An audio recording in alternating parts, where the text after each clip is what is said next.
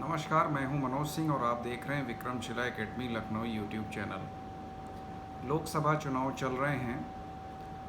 तमाम आरोप प्रत्यारोप प्रत्याशी एक दूसरे पर तो लगाते ही लगाते हैं। साथ ही साथ कई बार चुनाव आयोग की कार्यप्रणाली पर भी आरोप लगते हैं। चुनाव आयोग के खिलाफ कई याचिकाएं सुप्रीम कोर्ट में दाखिल की जाती हैं और इसी प्रकार की एक याचिका दाखिल की गई है एसोसिएशन फॉर डेमोक्रेटिक रिफॉर्म्स यानी एडीआर के द्वारा। और एडीआर की इस याचिका के जवाब में सुप्रीम कोर्ट में चुनाव आयोग ने अपना हलफनामा दर्ज किया है कि यदि फॉर्म 17C सार्वजनिक किया जाएगा तो मतदाताओं में भ्रम फैल जाएगा। तो सबसे पहले हम लोग जानते हैं कि आखिर ये फॉर्म 17C होता क्या है।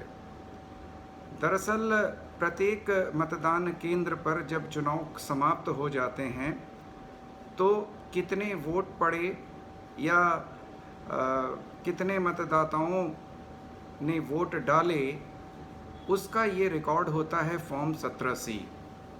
और जब मतदान ख़त्म हो जाता है तो बूथ पर प्रत्येक प्रत्याशी के जो एजेंट होते हैं, जो प्रतिनिधि होते हैं, उनके सामने ये फॉर्म 17C का डेटा रखा जाता है कि वो लोग देख लें कि कुल कितने मतदाताओं ने अपने मतों का प्रयोग किया है।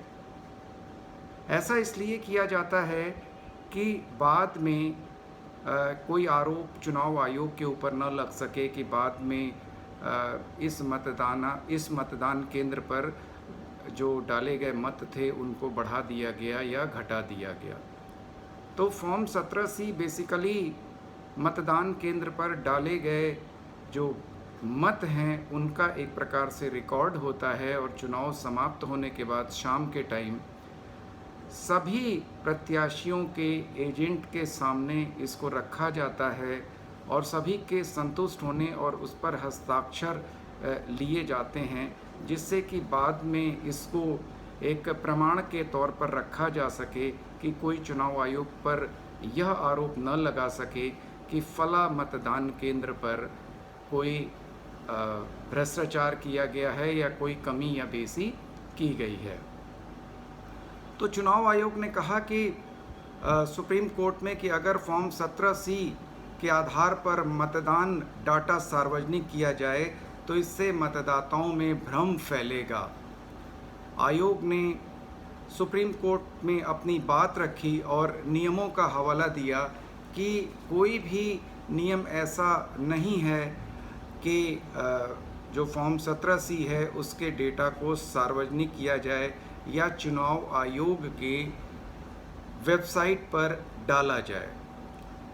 दरअसल चुनाव आयोग के अपने तर्क हैं। चुनाव आयोग इसमें नियमों का हवाला देता है कि नियम है कि मतदान केंद्र पर एजेंटों के यानी जितने भी प्रत्याशी चुनाव लड़ रहे हैं प्रत्येक मतदान केंद्र पर अंतिम जो डेटा है उसका वेरिफिकेशन करा लिया जाए उनके हस्ताक्षर करके।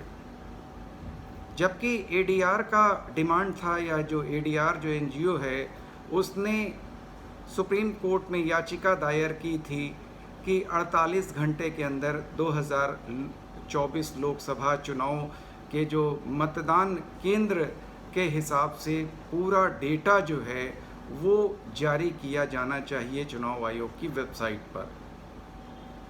आखिर इसमें चुनाव आयोग को आपत्ति क्या है? चुनाव आयोग ने जो मुख्य रूप से तर्क दिया है कि पहली चीज़ तो कोई नियम है नहीं, दूसरी चीज़ कि हम पहले ही बूथ पर जितने भी प्रत्याशी हैं सबके एजेंटों के साइन करा लेते हैं तो भविष्य में इसमें हेरफेर की कोई गुंजाइश नहीं है। और जो तीसरी सबसे महत्वपूर्ण चीज़ चुनाव आयोग ने कही कि मतदाताओं के बीच भ्रम फैल जाएगा, क्योंकि जो फॉर्म 17C है उस पर बूथ पर जो जिन लोगों ने वोट डाला है उन्हीं के डिटेल होंगे।